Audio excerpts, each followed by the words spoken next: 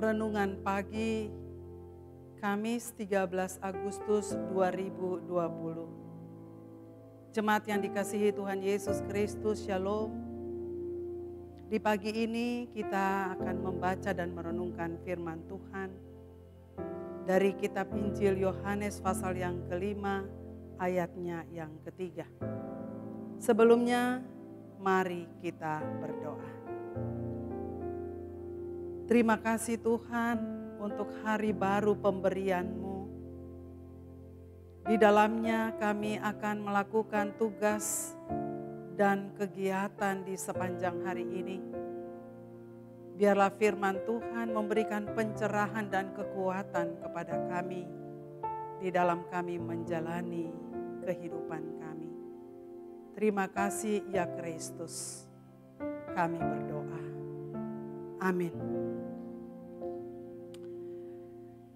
Yohanes pasal yang kelima ayatnya yang ketiga, firman Tuhan demikian.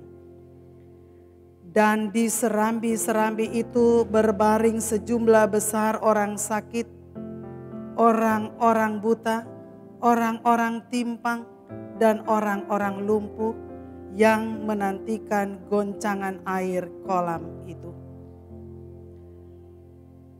Bapak Ibu, yang menjadi tema untuk kita renungkan di pagi hari ini, menantikan kuasa Tuhan bekerja. Saudara-saudaraku, kisah di dalam Yohanes pasal 5 menceritakan bahwa ada sebuah kolam yang terletak di dekat pintu gerbang domba. Dan kolam itu dalam bahasa Ibrani disebut Bet Hesda, yang artinya rumah kemurahan atau rumah anugerah. Di situ Tuhan Yesus menyediakan kemurahannya bagi mereka yang sedang bergumul dengan sakit penyakitnya.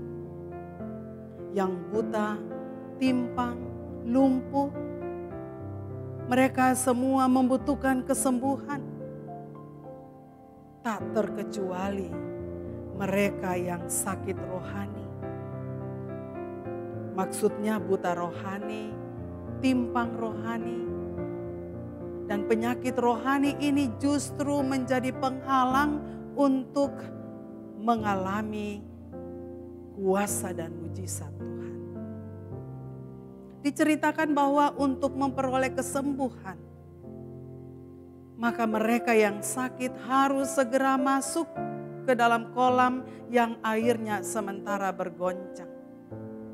Yohanes pasal 5 ayat yang keempat, sebab sewaktu-waktu turun malaikat Tuhan ke kolam itu dan menggoncangkan air itu. Barang siapa yang terdahulu masuk ke dalamnya, sesudah goncangan air itu menjadi sembuh apapun penyakitnya. Goncangan air itu menunjukkan bahwa Tuhan bekerja melalui kuasa Roh Kudus untuk menjamah dan menyembuhkan mereka yang sakit. Karena itu hendaklah kita selalu ada dalam penantian kuasa Tuhan bekerja. Kita menanti kuasa Tuhan yang bekerja, kita harus cepat bertindak, membuka hati kita untuk menerima anugerah-Nya.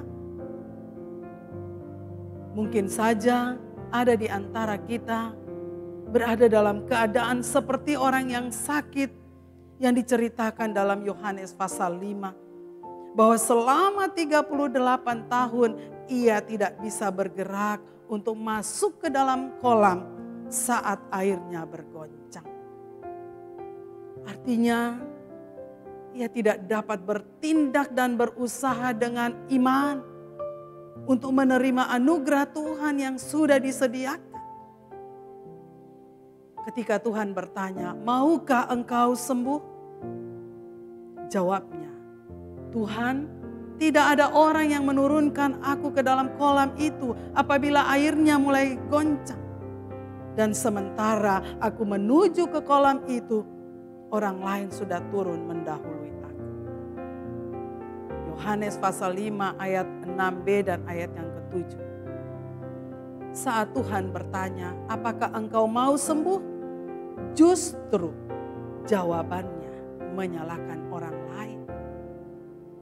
Karena mereka tidak menolongnya saat air berguncang.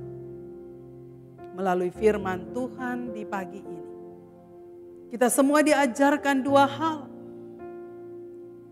Yaitu selalu siap menyambut kuasa Tuhan yang terus bekerja, siap menyambutnya dengan iman yang sungguh kepada Tuhan. Dan hal yang berikut, jangan pernah mengandalkan pertolongan kepada manusia. Jangan pernah berharap kepada manusia, tetapi andalkan Tuhan dalam hidup dan kehidupanmu. Jemaat, iman yang disertai dengan tindakan adalah kekuatan untuk mendapatkan kesembuhan. Baik kesembuhan jasmani maupun kesembuhan rohani. Kiranya Tuhan menolong dan memberkati saudara semua. Amin. Mari kita berdoa. Terima kasih Tuhan untuk sapaan firman-Mu kepada kami. Kiranya Roh Kudus menolong kami untuk mengerti dan melakukannya. Terpujilah Kristus firman yang hidup, kami berdoa. Amin.